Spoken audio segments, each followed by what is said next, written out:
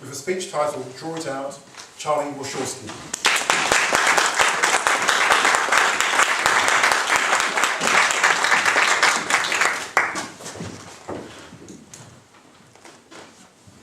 The keynote address by a motivational speaker at the end of a professional development conference.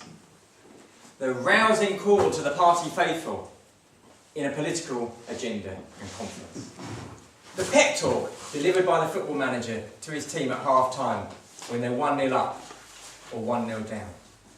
Now these are all examples of motivational talks, and they can be powerful and they can be inspiring.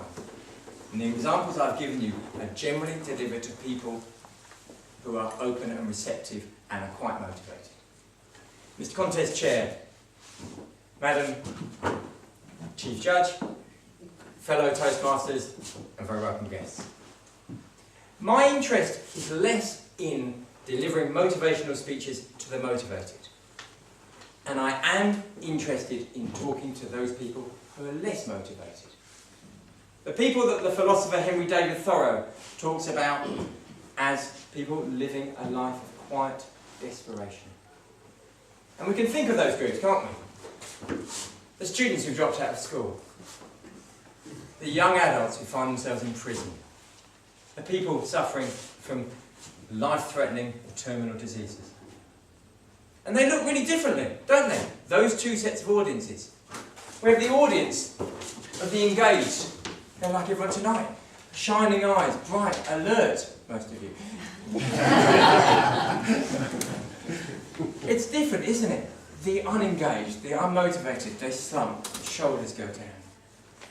The eyes glaze a bit, and behind those eyes, you can almost hear the message saying, go on in, teach me, tell me something. So it makes me think that when I speak to those type of audiences, my content needs to be different. Some stuff needs to go out from the traditional motivational speech. What's out? Out is that message. I did it, I made my way, so can you. That's gone. Out, with apologies to John Byrne, 5-step, 7-step, 10-step plan to success. Just follow this. And out is all you have to do is be robust and be determined and never give up and focus on your future and you will be successful. They're all gone. They may be true. They may be really good advice. However, in my experience, they can be quite disempowering.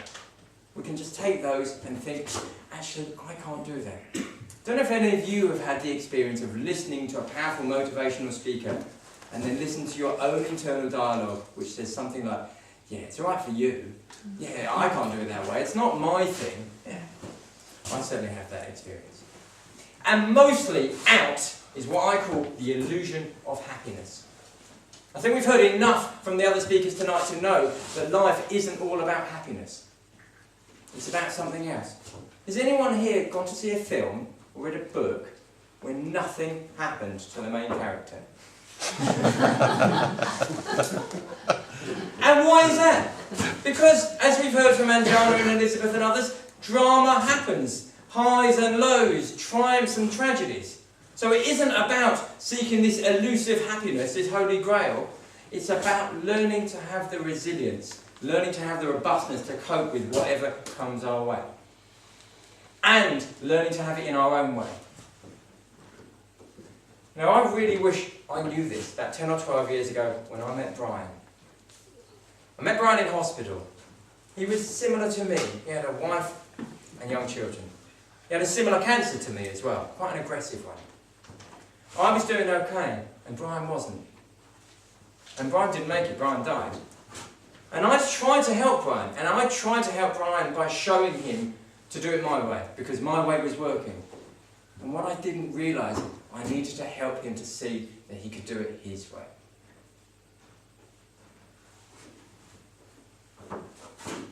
That experience with Brian has really allowed me to see how I want to help other people. So when I prepare to speak to a group, I don't ask myself anymore, what am I going to tell them? I ask, how can I help them? I don't ask them, what can I put in? I ask them, what can I draw out? What can I draw out from you? And there are three powerful things, and this is not John Bird's plan. Three powerful things. One, that the answer lies within. It's from us. We all have it. We have something intrinsic that we don't need to follow someone else's plan. Two, that we have our own values, we have our own vision, we have our own mission, we have a reason and a purpose and something we want to achieve. And it's strong.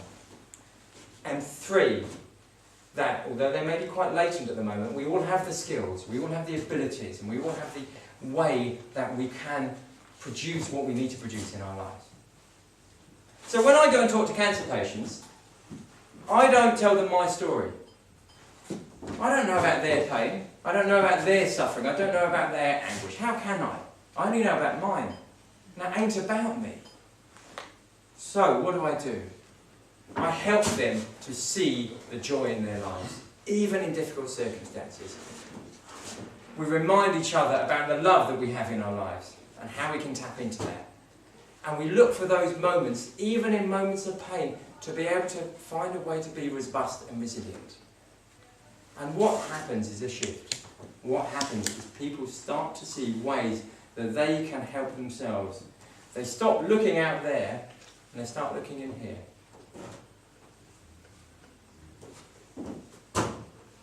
Friends, we have a choice. In this room, we're full of powerful public speakers. We can go and speak to the motivated. And we can also be pretty confident that if the motivated don't hear from us, they're going to hear from someone. They'll get the message. We can also go and speak to the unmotivated. Whichever group it is that draws your heartstrings, whichever group it is that you really connect with. Because we can provide a great service and we can support them.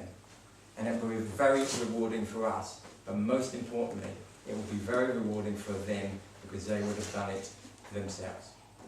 Mr. Contest Chair.